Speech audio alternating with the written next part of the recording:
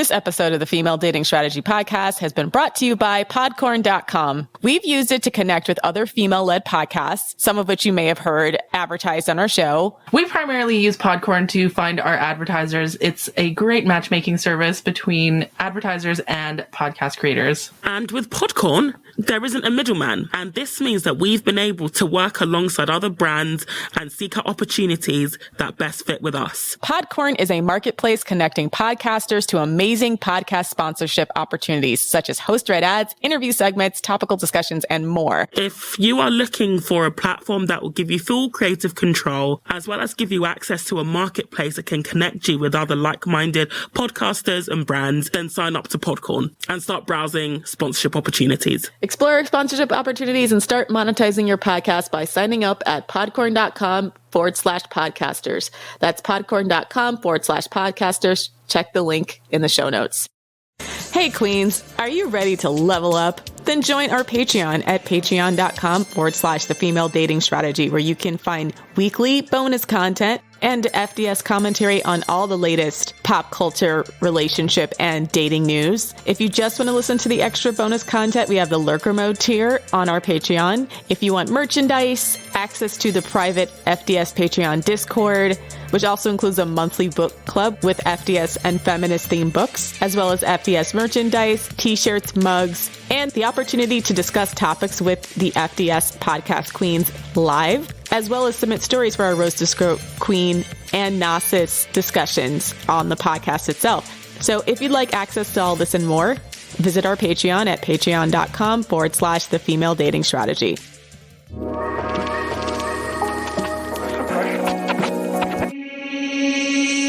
What's up, Queens? Welcome to the Female Dating Strategy Podcast, the meanest female-only podcast on the internet. I'm Ro. I'm Lilith. And I'm Elle, filling in for Savannah. Yes, Savannah's still out, so she's out for the next couple of weeks. We are wishing her well. Yeah, and you can't shut down the subreddit this time because we had Elle on the podcast. Uh-oh. Because subreddit's already shut down, so... Yeah, well, yeah. Stay mad. So why is Elle here? What are we talking about today, ladies? So I'm not really here for any political related reasons. So today we're going to talk about a relational dynamic that I've always been fascinated with, and it's female-led relationships. And one way or another, this would always like pop up on my Reddit feed and everything. And this is important to me personally because, you know, at one point I had my red pill era. It was a small window, and it talked about like male dominance and male leading. So obviously, like intellectually curious, I looked up a female-led relationship. And the definition of it is, as the name suggests, it's a relationship where a woman is in the dominant position, enjoying authority over her partner, and the man is considered a submissive partner. And this doesn't mean like she's pegging him all the time, although that component can exist. Really, it's just about how the woman makes all or most of the decisions regarding the relationship and exerts more authority over her male partner and steers the relationship forward. And the man just kind of is on the receiving end, and he's kind of just being pampered and loved by his woman and just worships the ground she walks on. And, you know, as a woman would be submissive in her relationship, the man is the one that I'm just going to cook and clean. You lead the way. I'll follow your lead. So that's what that is, yeah. Just some context as to why we decided to make this episode. Behind the scenes for Female Political Strategy, our other podcast that we have with Elle, me and Ro, whenever I talk about my relationship, you know, Elle would always have a lot of questions for me, like, are you in a female-led relationship, Lilith? I've never heard this phrase or this word, but to me, it just seems more intuitive, actually. At least not until recently. I didn't see it as like a political thing. I just thought it made more sense for me to make the majority of the decisions in my relationship. That's just how I like to live my life. Yeah. Unlike the conventional romance where a man is being the dominant figure, it's the woman kind of just calling all the shots. And what led me to ask this question was, you know, Marker, if you want to cut this out, you can totally cut this out. But Lilith would tell me some dynamics where she had, but one where there was a male in her vicinity. And she's like, yeah, just like my boyfriend, I just put him to work. I was just like, do this, do this, do this, do this. And he just smiled like a puppy. He kind of just did it. And I'm just, queen, wait, what? Yeah, that's how men are. If you give them a task, they love it. They love being useful. Men love to be useful for their queen. And I'm to me, that's just normal. And so when I meet women that haven't harnessed this power yet, I just want them to know that they too can have this power, right? I don't have magical powers or anything. This is like a skill. This is a lifestyle. Anyone can do it if they want to. Not all women want that kind of dynamic, and that's fair enough. Yeah, I was going to chime in because I was like, this sounds like a lot of work for me. And as a person who has younger siblings, I'm more or less like, I don't want to be the older sibling to my spouse or my partner. Because that's my problem. Like, because I know what you're saying. Like, I have brothers, like I have younger brothers, like I boss them around all the time. And that's just sort of the dynamic that exists when you have, you know, an age order. But at the same time, I don't necessarily want that in a romantic partner. I don't know. Yeah, no, that's fair enough, right? I mean, there's some women who are like, I want a man to lead me. And a lot of, I find religious women especially are like, I want a man to like lead me spiritually. And I mean, I'm not going to tell her how to live her life or that she's wrong for wanting that type of relationship. I'm just, first of all, concerned for her safety because that sort of thing often lends itself to, you know, an abusive man, for example. Secondly, you know, when I describe my relationship dynamic, a lot of women think of that as just a lot of emotional labor that they don't want to deal with. And that's fair enough. But to me, this sort of relationship dynamic just makes intuitive sense for me. Okay, so this isn't to say that he has no say in the relationship, right? So from the opposite side, I am that energetically lazy person in the relationship. I'd rather figure out what to say in order to get what I want in the relationship rather than leading him. I don't want to tell him what to do. I'm definitely that receiver. I'm not a subject, right? I'm not submissive. I'm just pamper me. I'll clean and I make boss decisions all day at work. I'm like high energy, alpha type, you know, get shit done all day at work. When I come home, I want to just relax and I want him to make all the decisions. And I want him to like check in and say, hey, these are the 3 options I have. Which one do you want? And I just want to be like, B. So how does it play out in your world dynamic, or how do you see it playing out? So at work, I also am a manager. So I am in a leadership role at work as well. And I like that role. And I don't even see it necessarily as work, because one of the things I like about being in leadership is delegating undesirable tasks, especially to men. And you know what? Like, men love being useful if you just tell them, oh, thank you so much. Or, oh my God.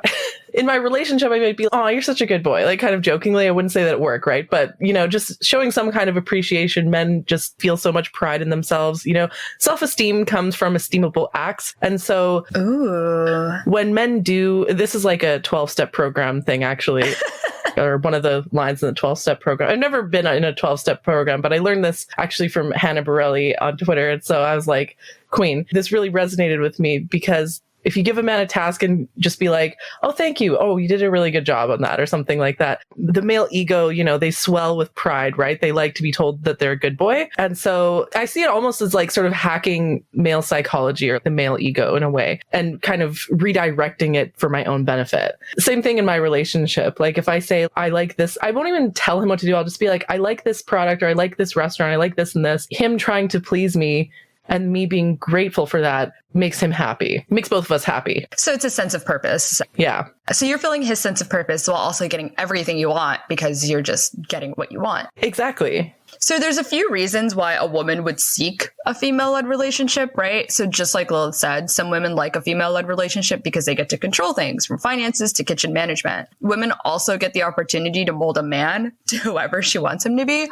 Imagine creating your ideal man and ensuring that he meets your expectations. I mean, it's not about taking... Okay. I want to have some caveats here. Yeah. So that's like your male hacking thing. I want to have a few caveats. First of all, yeah, you got to like have some kind of system to decide, you know, some men are just less biddable than others, let's just say. And by biddable, you mean like direction taking? Yeah, like, you know how like certain dog breeds are, I hate to compare men to dog breeds. Actually, just kidding. I love it, but it's the most natural. I feel like we're really skirting the line. But like, you know how certain dog breeds, like huskies, for example, they're not very biddable. They want to do their own thing. They're much more difficult to train. Whereas, you know, golden retrievers or like German shepherds or Dobermans, they're very biddable. They love their human. They're really eager to please. They love, you know, border collies are another one. They like doing stuff with you, like that kind of stuff, right? It's not about being like obedient. It's about being more pro-social, so to speak. Whereas, you know, huskies and terriers, for example, can be kind of contrarian. They want to go off and do their own thing, right? You know, not just men, actually, women can be like this too. I'd say social animals, humans are social animals, dogs are social animals, even horses and like goats and cows and stuff, they each have their own personalities, right? Intelligent animals each have their own personalities, and some might be more dominant than others, some might be less dominant than others. That's just a sort of group dynamic kind of thing. And so, yeah, not all men are suitable for the female-led relationship if they're not, biddable, let's just say. Like their personality is not inclined to being led emotionally. Their personality is not inclined to like being group dynamic oriented, let's just say. Okay. So, men who are really selfish, for example, might not be a good fit for this. And the other thing is that the whole like molding a man thing, you kind of have to find a guy who's already like 80 to 90% of where you want him to be and, has fundamental values that are, obviously not misogynistic and so on. A lot of men are just too misogynistic to be able to be a good fit for this. So you have to choose carefully. I just feel like this all sounds like friend zone material to me. When I think about all of the guys that I didn't date who were otherwise really nice partners, it was actually because of stuff like this where I felt like, I don't feel attracted to you because I feel like I have to manage you too much. Right? Because to me, like, that's an extra emotional and mental burden. I like men who, I want to say like take charge, because take charge to me is almost like overused as a descriptor for like an alpha male type. And I'm not even really talking about an alpha male type. Or like an abusive man. A lot of abusive men are take charge types. Mm-hmm. Or an abusive man are like that. Right. There's like a medium between, I think, what you guys are talking about and then like the alpha male extreme, where I like a guy who just sees what needs to be done and does it and is like very helpful, but doesn't need me to guide him to do stuff. Because if I have to do it, this feels very, very much, this is just being an over responsible daughter syndrome. Yeah. And I don't like it. So the other thing to keep in mind actually is that my leadership style at work is actually very similar to my leadership style in my relationships, and that I'm not like a micromanaging type of person. Mm-hmm. I like to actually confer authority usually to other women on the team. Like I'll have a general task, for example, that needs to be done, and I'll assign a competent woman on my team to kind of spearhead that task, and she'll do the nuts and... So you delegate very well. I delegate smaller pieces of authority, so to speak. And I'm pretty hands off in that way. So I'm not a super top down, like micromanaging everything. I'm involved, check in with my team. Oh, how are you guys doing? Let me know if you need anything. If they're doing something a certain way and I do it slightly differently, but the result is still good, then I won't swoop in and tell them to do it differently. You know what I mean? And I'm sort of the same way in my relationship. There's certain like general targets that we need to meet, so to speak. And then, it's up to him to figure out how to meet those. But I don't like to do the whole micromanaging of like, the laundry needs to be done this way or the cooking needs to be done this way. Or, all I'm saying is we need to have dinner every day. And how we go about doing that, whether he takes me out at a restaurant or we cook a meal together or whatever, I'm kind of flexible about that. The ability to think through a problem to completion is very important to me in a partner. Same. Yeah, like I don't like men who need to be micromanaged and, handheld I don't like employees like this either, actually, where I have to like, with employees, at least, maybe not with a relationship, but if they come into a sales department with no skills at all, train them up from top to bottom, get them to where they want to be. But other than that, I more or less give them free rein to, meet their targets the way that, as long as they're meeting their targets and, generally I let them kind of lead their own self-improvement, if that makes sense, right? Or, manage their time and their sales schedule the way that they want. Same thing with men. I don't want to hold his hand on like how to chop an onion in every step of how to cook something or how to clean something. He needs to be able to have some problem solving skills. The same thing that I expect in employees. So there seems to be like, after my rabbit hole research, I mean, this started out as like a midnight YouTube exploration thing to like an actual curiosity of mine. So there's like a spectrum of the FLR relationships. So Lilith, it looks like you're kind of on the lower end where it's not necessarily, you're not controlling every single thing he does. So like what he wears and everything, which is on the middle to higher end. Yeah, that's weird as fuck to me. No. Yeah. Whereas like, I have like a standard of like, as long as he's dressing appropriately for the event that we're going to, I'm not going to tell him specifically what articles of clothing to wear. I'll just be like, you look good. Yeah. Or, no, you don't look good. You don't look good. You should get something else kind of thing, So like on that lower end too, like, do you find yourself setting the pace of the relationship? What you want is you're kind of bringing him in line with what you want rather than communicating it to him and letting him figure out. Did you see what I'm saying? Like, are you setting the pace of the relationship? Yeah, the general pace of the relationship. So, when me and my boyfriend first met, he wasn't actually particularly pushy for sex sex. Sometimes we'd kind of like fool around and maybe make out and stuff. And then I would be, if we have sex, it'll like change things, or I don't want to go down this path, or say like not tonight, or, I don't know. I'll have a reason for whatever reason I don't want to have sex. Right. And then he'll be like, okay. And then back off. And then later on, if I, indicate that I'm in the mood or initiate things with him, and then he's like obviously excited that I want it. Right. So, Yeah. Yeah. I generally set the pace on like whether sex happens, the speed of the relationship in terms of like commitment and stuff. I was the one pretty much guiding that pace. Or I don't know. It was like he was motivated to sort of... He's willing to jump through hoops for you, it seems like. Like, tell me what to do and I'll do it kind of thing. Exactly. Like, he was motivated to commit, and I was sort of the more hesitant one. And then eventually he kind of proved himself to me. And then I was like, okay, I'm convinced. You persuaded me. I'm impressed now. Actually, he did some things that impressed me. So walk me through it. You're on your first couple dates, right? Like, what gives you an indicator where a guy is a golden retriever as opposed to like a husky? Like, what are some small things that you're like, are you testing him? Are you watching him? So a good one is just for me to talk about things that I like, that I'm passionate about. So say I might talk about dogs and fostering dogs, or I might talk about gardening, or, the sports that I like, or something like that. And if he's the kind of guy that is biddable, he'll be like, oh, tell me more. Like, how long have you been into this? I have this gardening problem, or what advice would you give, or something like that. That's a good indicator that he's more amenable to this type, or he's maybe a better fit for that type of relationship. Whereas if he is the kind of guy to, dismiss my interests or belittle them, or just try to change the subject. My favorite actually is when he treats me like as a sort of like an expert in that field, and is like asking for advice and asking my opinion on things. If a guy is trying to mansplain, or the sort of guy basically where like I'll be an expert in something and he knows nothing about it, but he's trying to mansplain things about that thing to me, that's a bad sign. An immediate swipe left. Leave the date. Goodbye. Yeah, leave the date. That's an immediate sign that he's not going to be a good fit. Okay, so that to me sounds more like he's just an asshole, right? Whereas like I think a mansplainer, I think is kind of a no-no for everyone here, right? Yeah. But I think that's an interesting way that you put it, where he's curious. But I think I would even put it like even maybe a step further, where a guy would not only be curious about how you do it, I think he would want you to like teach him. Whereas I think like even a very alpha dominant, like leader oriented man would be curious, but kind of just like leave it at that and leave it at curiosity, as opposed to just being like, you're so amazing. Like, please teach me. Like, maybe, I don't know. Where's Ro in all of this? This is also foreign to me. Maybe this is my problem with the guys I date, because I tend to like guys who I think are going to be an upgrade on my life. If a guy shows some kind of initiative or knowledge in a topic, as long as he's not like completely dominating the conversation. Like, I'm a person that likes to listen, and I like a guy that listens to me. Right. And so what I've found is that with men early on, they're really into the fact that I can talk to them in that level. And then somewhere along the line, either it's an ego trip or whatever, it starts to create like a power struggle or a clash. Right.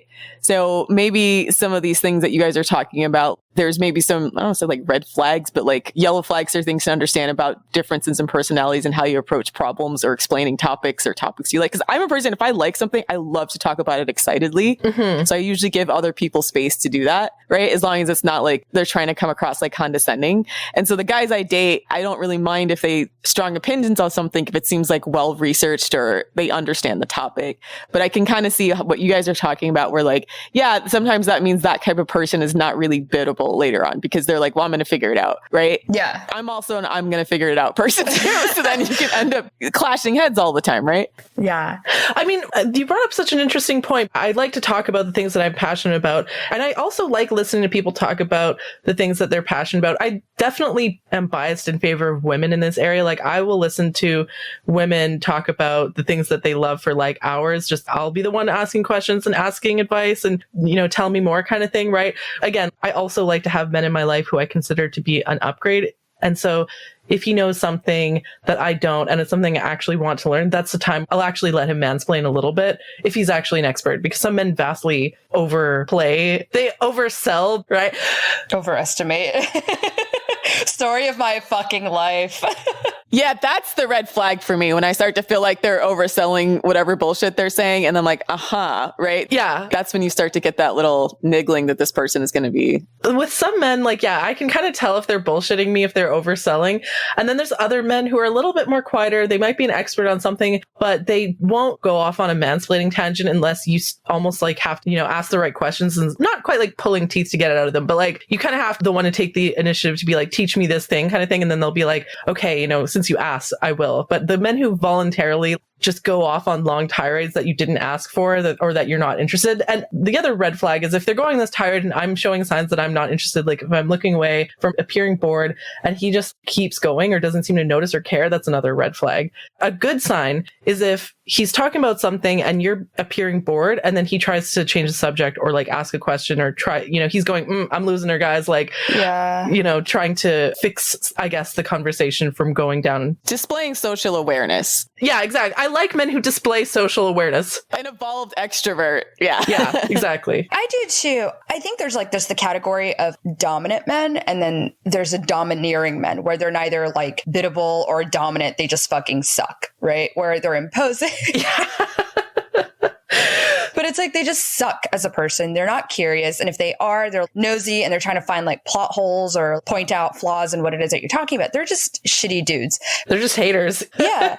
But in the spectrum of like good dudes where you have that like energy dynamic between like being biddable and being like a good leader in the relationship, I think the way it plays out, I see it being a little bit differently. I've never been around a guy that is like the biddable kind. I kind of find myself in the presence of guys that love to lead and teach. And if you are, good at something, they'll kind of lead the way in learning from you.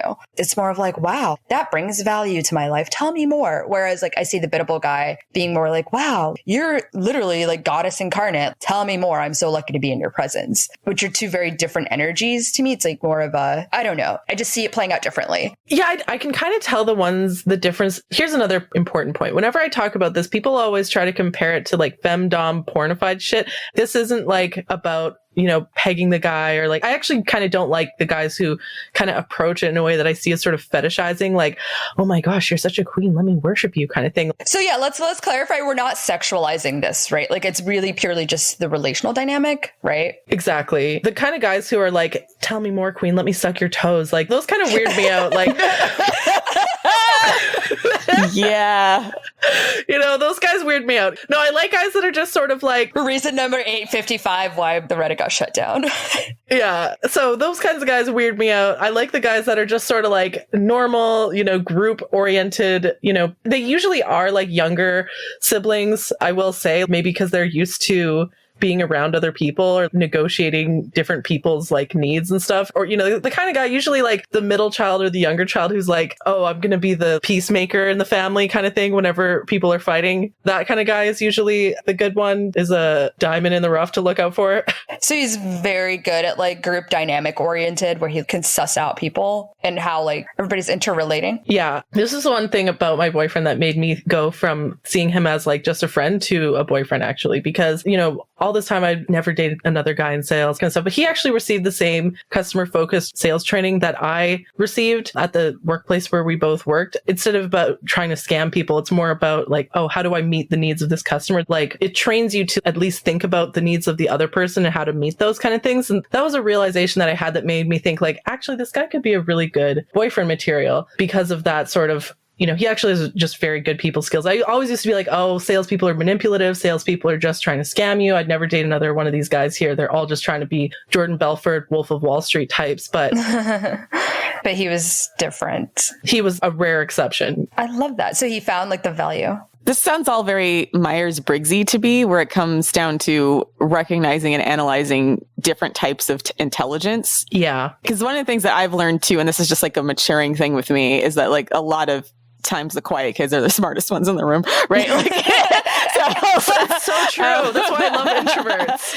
But and a lot of it has to do with not only not just like book smarts or ability to analyze a problem, but understanding the emotional dynamics behind it. Mm-hmm. Right. So I can see that being a type of intelligence that would be needed to be in part of like a quote female led relationship that's not always highly recognized by women because they're not as loud or as obvious as like the guys who are more extroverted. Yeah, exactly. What you use Myers-Briggs, I prefer, we talked about this in the Patreon exclusive episode, The Art of Sales, which is one of my favorite Patreon episodes that we have, by the way, where I talk about this sort of like graph you learn in sales, or in some sales jobs, they teach you this sort of graph on like how to read people. So is someone high dominance or low dominance? And is someone more task oriented or people oriented? This is a side note. I used to really, really hate those type of sales categorizations because it made me feel like I had to motivate myself and change myself to not be in those boxes. I'm like, fuck your boxes. I don't know what's wrong with me. That's also a personality type, by the way. Like the irreverent person, that's a box too. So yeah, I realized. Irreverent, that's the word.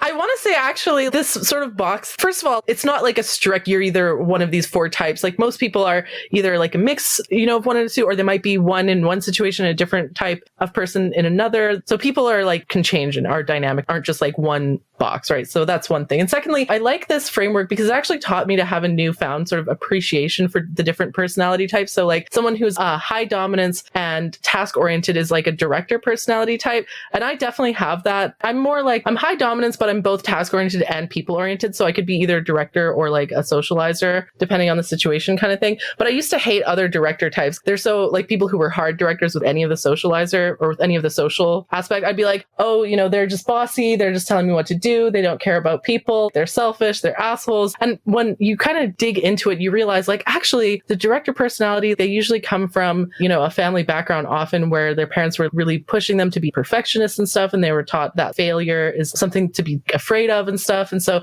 it taught me kind of a bit about their sort of what makes them tick, right? And kind of their inner motivations. And instead of approaching these people like, oh, you're a dick, which immediately just sets off a fight, approaching them more from like, oh, they're just afraid of appearing like a failure. They want to succeed, and then communicating them on that level often gets a much better result, and it can avoid conflict, if that makes sense. No, I think that's a great point, because I actually think women probably fall victim to this more than men, even, like where people assume if you're ambitious or driven that it's this drive to dominate and humiliate other people, when it could just be like an internal motivator or a fear of failure or something like that, right? Yeah. But again, that takes emotional intelligence. That's a type of intelligence that is not given to everyone, or only learning with dealing with people about how to recognize that dynamic within somebody and then adjust yourself in a way to communicate with them effectively. Exactly. Yeah. So that's something I was actually bitching about the other day. So that attunement is empathy, right? Where you can not only observe that other person's potential experience, situation, circumstance, like who they are as a person, and modify the way you interact with them accordingly. And a lot of men, I feel like, have not been socialized to be aware of that. Whereas women are taught like, hey, be attuned to other people. You have to care about how other people are feeling. So women that have like a leadership inclined personality tend to also have that socializing capability, whereas it's a lot more rare in men because it's just not as emphasized to be considerate or empathetic in that sense. So a lot of men tend to think like empathy is an innate trait, where really it's actually like a learned attribute. It is. I actually do genuinely think that empathy is a learned skill for sure, because I've become more empathetic the older I've gotten. Absolutely. And the more I've worked at it. I feel like children are by nature kind of self-centered, right? They see the world as relative to them. And the older you get, if you work at it, you become more empathetic. And men, unfortunately, just by and large, have not received that same socialization. Some exceptions. Again, my boyfriend is more on the people-oriented side. So he can be more dominant or less dominant depending on the situation, but is always more people-oriented than task-oriented. And I actually kind of like that. We both kind of vibe like that. We sort of mesh well, I think that's partly because he has a big family. We both had big families, spent a lot of time around other people, other kids when we were younger. And that really taught us a lot about, group dynamics and how to thrive in kind of large group dynamics like that. Right. With going back to the whole FLR thing, you really have to be careful as to who you let lead you, whether you want to be the leader or you want to lead someone else, is making sure that the guy that you're interacting with, presumably this is being a hetero relationship, you want to make sure that this guy is empathetic in that sense. Me being that person who prefers a guy to lead the relationship, I just get more out of it if he's the one providing everything, to include direction, and having that compassion the other way around. You have to be very empathetic. And I think I kind of lack a little bit, very slightly apathetic towards the human experience, only because I've seen some fucked up shit where it's hard to care about other people. I think it's called empathy exhaustion or compassion burnout. Oh, interesting. Yeah. Tell me more. Oh, well, basically there's this phenomenon in, doctors, nurses, police officers often, because they see so much fucked up shit, they become really desensitized to it. And it makes it really hard for them to feel sympathy or compassion or to really feel emotional pain, or they don't allow themselves to feel emotional pain, right? And so that includes other people's emotional pain. And so often they can come across as unsympathetic or assholes or whatever. But really it's just that they've been exposed to so much fucked up shit. Again, this is part of the why we made the FDS subreddit private, because I noticed in myself that I was experiencing empathy burnout or like compassion burnout. And I didn't want to be influenced by Reddit like that. I didn't want to become that kind of person. I always want to maintain my ability to feel compassion for women, especially. That's something that I totally understand. Yeah. And so like I have to consciously be aware of and like reflect on how connected and attuned I am. So yeah, I have to quote practice empathy, where I have to like walk myself through a script of like, hey, this person is having a human experience that's outside of yours. At least start to pretend to care so that I can slip into actually caring and taking their human experience into like, my actual decision making. So that's why I would make a very poor leader in a relationship, because it's like it takes a conscious effort to feel empathy. It doesn't come naturally. Yeah. I mean, it does come naturally, but I've gotten so used to turning it off all day that it's, wow, I've turned it back on. Now I'm fucking tired. Yeah. So, and I'm not a nurse. I don't care for people. So I have to practice not caring all day and then turn it on. So empathy is a really, really key component to being a leader and having a leader. So where you can kind of get away with it more if you're not leading. See, I have the opposite problem, because in sales, like you have to have empathy to be a good salesperson, honestly. And some of the worst salespeople, or some of the most like scammy, shitty, exploitative kind of salespeople, they often are like low empathy. They just sell based on forcing people or, using emotional manipulation and so on. And the stakes are pretty low. I'm selling like phones or, types of services or whatever, right? So it's not like I'm not being subjected to like trauma or anything messed up on a day-to-day basis. So the stakes are low, but you have to feel empathy all the time. So I kind of just go about just knee-jerk, sort of trying to meet people on their level, so to speak, it just in the day-to-day life. To bring it back to your earlier point about, choosing the right person to lead you, or, if you're being the leader, that sort of thing, to be a good leader. To be a good leader, you have to have empathy. I want to say very unequivocally, like not everyone who is dominant as a personality trait is a good leader. Absolutely true. In fact, a lot of people who are highly dominant make terrible leaders because they just like the feeling of having power over others. They're forcing other people to do things. They don't feel empathy. They just like being in control. Like I do like being in control. I do like having power, but I also feel empathy. So I do my best whenever possible to be like an ethical leader, or, to at least like be like attuned to other people's emotions. The micromanaging thing, I learned very early in my career, I don't like being micromanaged. Nobody likes being micromanaged. Everyone hates a micromanager. I'm like, fuck, I'm not going to be that person. I remember being like just an entry-level employee being like, damn, if I ever move up this corporate ladder, if I ever am in power, I'm not going to be that kind of person, because these people fucking suck. And, as I got older and I learned, I sought out mentors who had the sort of leadership skills that I liked. So I sought out leaders who had the right stuff, so to speak, and then I tried to emulate them. So it's so interesting to hear you guys say this, because I have worked in professions where micromanaging is the norm. I hate that. It's so common. Yeah. Because of the meticulous nature of the work requires it, meaning like if you're putting together a project, it has to go through several layers of review. It's not something like you just, here, I give it to you and then that's it. Like it has to go through so much approval, review, red tape, etc., that you end up trying to front load all of the work so that you don't end up having to keep sending it up the chain of command a million times to get something done. So I wonder if you're in a high pressure situation where micromanagement kind of becomes the norm because of the fact that you need a high quality level of output in a short amount of time, I feel like you can still display levels of empathy or try to work with people in a way that helps them bring out their best work. Mm-hmm. I don't know. I don't have like necessarily the visceral reaction to micromanaging that you guys do, because I understand why it happens. I mean, some people are just crazy. Don't get me wrong. Some people are nuts.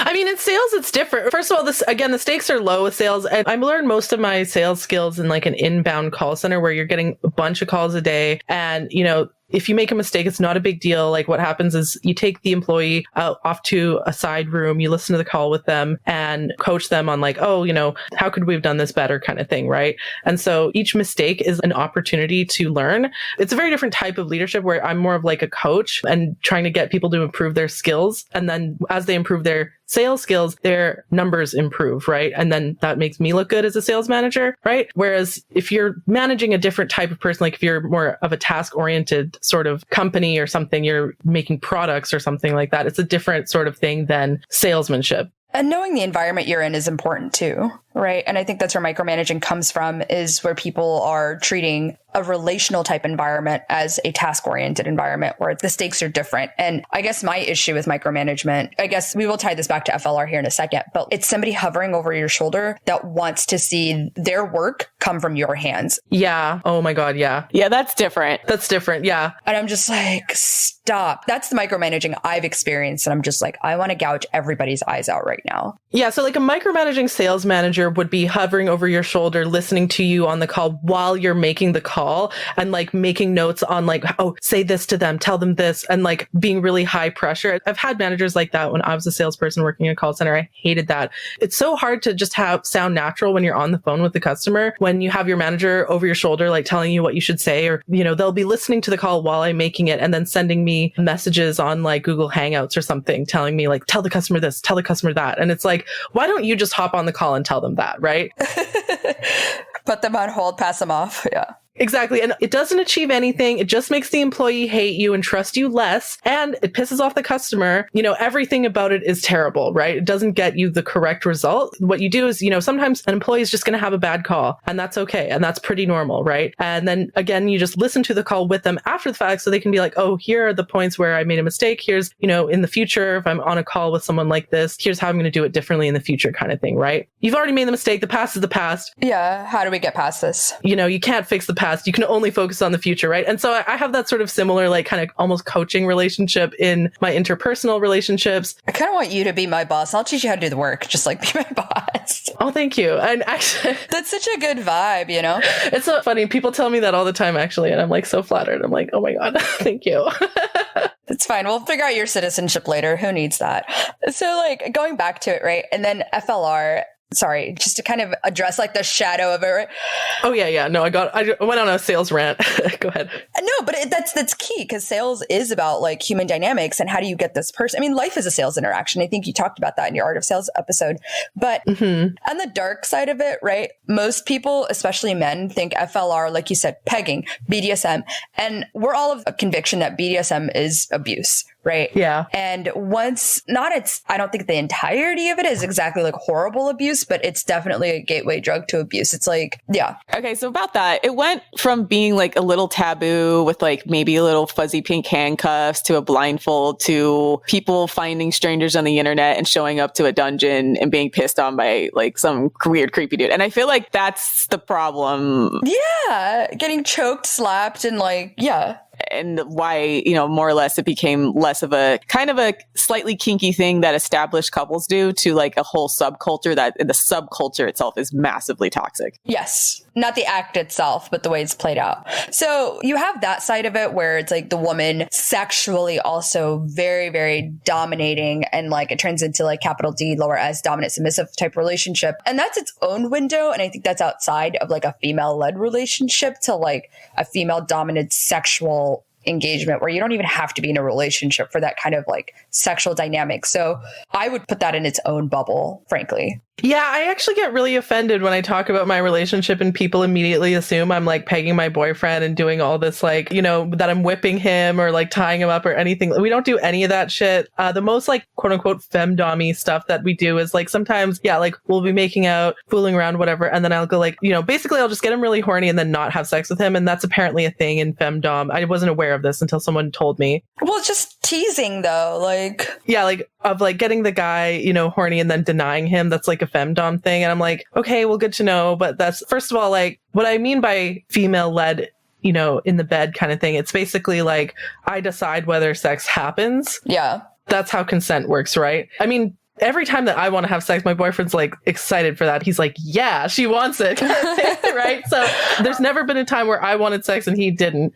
So that's that. But there have been times where he wanted sex and I didn't, and then we didn't have sex. So. And that's interesting, like, because I feel like I'm totally female led in the bedroom. Good. That's how it should be. That's actually, sorry, when we're talking about it. Yeah. Oh, so it becomes everything else. I'm a little bit more flexible, but like when it comes to sex, I feel like that's where my FLR tendencies shine. Like, and that's such an important point because you might not be female led in every single aspect of your relationship, but it might be like, say, you know, the woman wants to manage all the finances, right? We had that episode where we talked about should men be allowed to have money, you know, right? I support Findom.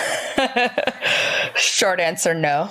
Yeah, I support Findom as a mass political movement and as an individual. So yeah, I'm female-led when it comes to money, sex, and, maybe you're not as female-led in other aspects of the relationship, and that's totally okay too. And so just defining that, like, the female-led aspect of it does have the two bubbles, where I think, like, having a female-led relationship is different than, like, female-led, male-led, sexual. I think the two dynamics are, like, not necessarily always related, because I think our sexual needs are different than our day-to-day emotional relationship needs. Yeah. I think so too, because I remember there was a big push towards the idea of responsive desire in women, that like women are responsive sexually. And that was just completely foreign to me. I'm like, what are you talking about? Like, I either feel horny or I don't. And quite frankly, I feel like when a guy's pawing at me, trying to turn me on when I'm not into it, it actually has the opposite reaction. Yeah. It makes me more turned off if he's being pushy. Yeah. But I even put, like, it doesn't have to be pushy, but like, okay, so if you listen to a lot of the responsive sexual desire people, they're like, well, you have to lead a woman to be sexually into you. But a lot of feminist sex therapists and even people from like, who had pretty respective books like Come As You Are, I think with Emily Nagoski, have talked about like responsive sexuality being like, some women can look at a man spontaneously and feel sexual desire. And in other women, it's a function of this guy, like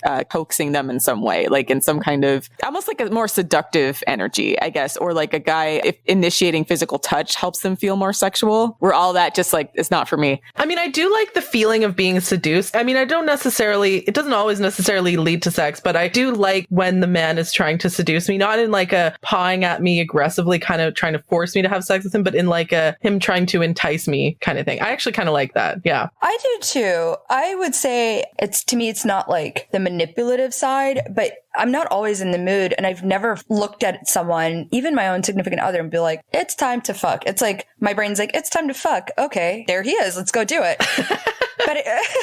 But like, if he can convince me or like talk me into it, it's never going to be like touching me a certain way that'll do it. I have a very psychological approach to sex, so I have to, quote, be sold on it.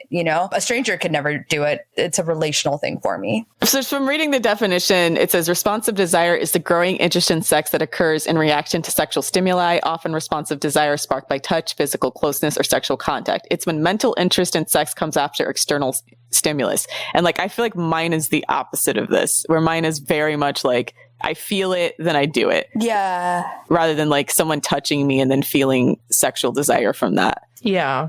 Yeah, I see like what you meant by like the whole pawing thing turning you off. It's like, yeah, like a guy, the way a guy smells, the way he moves, like the way he talks to me, like those are all things that would be seductive to me. But I feel if a guy, even if I'm into him, if he tries to like close in too much, it makes me feel like a cornered rat, and I don't feel sexual stimulus from that. Yeah, that's the other thing. I think a lot of men just have really terrible game. Like, almost feel bad for all these fucking guys following like these red pillar, like pickup artist alpha male scrotes. Is that they're teaching them practices that actively turn off most women, and in other women it would be rape. Like some women, like they might feel uncomfortable, like with really high pressure sales tactics. Some women, and I get this in sales too, like some people, it's not always women, some men are like this too, where like they don't want to just say no. They'll just sort of be either book the service or like they'll make steps towards buying it, but then like, call later to cancel last minute or whatever. For whatever reason, like they just, they don't want to say like a hard no. They'll sort of be like, well, I don't know, or I have to talk to my wife, or, I have to do this and this, or let me think about it, or,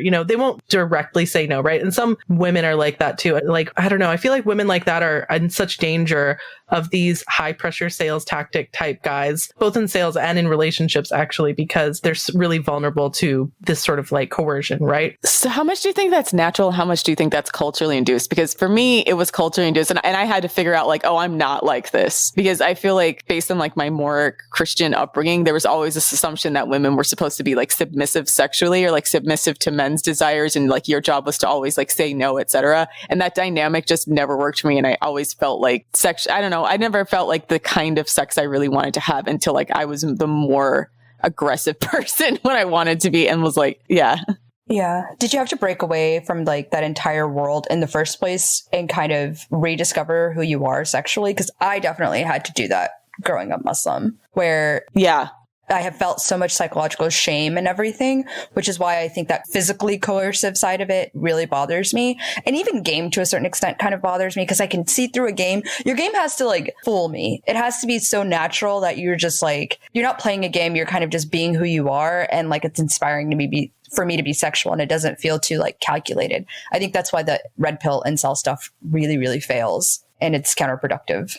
I was like, it wasn't even really shame for me so much as like not having any type of language to navigate sexual dynamics between men and women other than like be passively rejecting, right? And so it takes some time for me to understand like why I feel comfortable in certain situations and not others, right? And like get the ability to articulate what I'm feeling and why, and then express that to a partner. I feel like there's no tools for that if you're not like a submissive sexual type person and you come from a religious background. Yeah. Right? There's nothing for that. Like, see, I have this like weird thing. I don't know why I'm like this, or I've always been kind of like, so I like to be sold to, and I like when men attempt to seduce me, but only because I like to sort of evaluate them. My brain goes into sort of like coaching mode, like of like, where are the areas of improvement kind of thing, where like, you know, if I'm going to buy a phone or something like that, I generally do request a female salesperson first of all, and then I want to see her sales pitch, right? Like, for example, I've talked about how I let Jehovah's Witnesses or Mormons try to convert me because I want to see their sales pitch, right?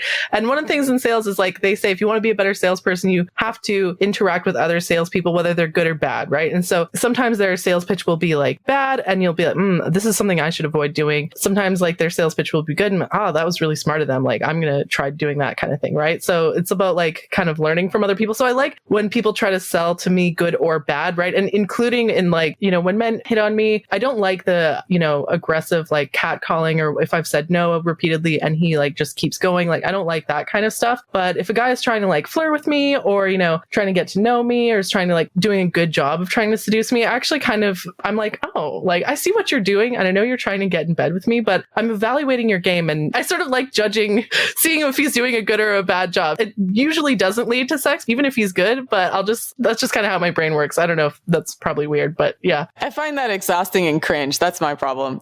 And it could just be, again, like just the volume of it at times. I have like zero patience for it. And I'm laughing because that's probably why you have more patience for Jehovah's Witnesses and the like. Whereas like, I feel like I've just heard so much of this shit. I'm like, get away from me. Like like I'm like so reactive, you know, like I don't like that. Like, I feel like because you have trauma with that kind of event. These religious people are here trying to. No, but it sounds like you have this sort of like evangelizing trauma, right? Like, so it could be, yeah. I'm like, like I want to just say something. I love the devil and like run off or something. Like, yeah. Because it's just, yeah, it's so intense. But I feel that maybe that's also why I'm not really into the. But again, I love the process, and you don't, right? So that's the thing. Yeah. I don't mind a guy trying to seduce me, but like when I start feeling that like vulture-y, like circling in thing on me, I'm like, yeah, which is a very different vibe from like romance. That's what I mean about the difference between being like seduced and being pressured. Like, I like the sort of like, you know, when the man's like trying to get to know you, or is like asking you questions, or just like being friendly and like that kind of stuff. Like, when men have good social skills. I like when men are trying to get sex in a way where they have good social skills. The ones who have bad social skills, yeah, that's cringe as fuck to me, and I hate it. But even if it's bad, I still mentally, I'm like, I see what you're doing, and I'm, you know, I won't necessarily coach. I won't actually, if they're being bad, actually, I won't coach them at all. Like, but in my head, I'm thinking like, if this was an employee, I would tell them these are their areas of improvement, so to speak, right? But again, I'm not being paid to teach them to have better games, so that's not like, I get paid to teach people how to be better salespeople. I don't get paid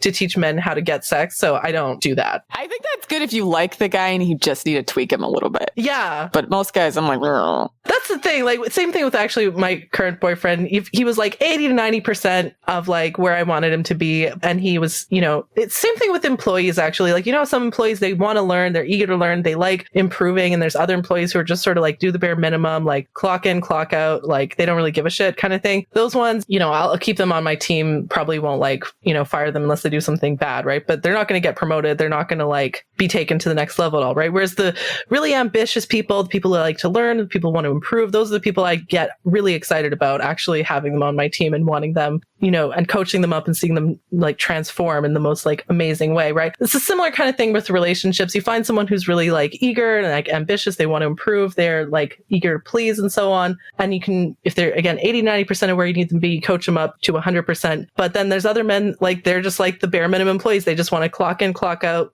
do as little work as possible. That's not the sort of man that you want to be in a relationship with. Exactly. Agreed on that. Amen. So that was our episode on female-led relationships. Let us know what you think. And also check out our website where we've all migrated now. thefemaledatingstrategy.com, also on Twitter at fem.strat, and our Patreon for weekly bonus content. Or if you just want to talk to us in the Discord about this episode, among many other things. And we'll also be debuting the War Room soon.